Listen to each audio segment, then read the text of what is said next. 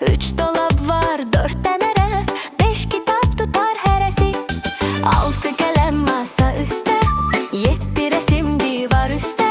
8 oldu yemeği yedim, 9 oldu yatak üstte. 10 tane de parmağım var, 5'i solda 5'i sağda. 11 tane tayısız çorap, hey dolanırlar otaqda. 12 gün sonra bacım 13 yaşında olacak. 14 nəfər çağırmışıq, anam qonaqlıq tutacaq. 15'i də öyrənmişəm, 16'nı 17'ni, 18'i 19'u, hətta sayıram 20'ni.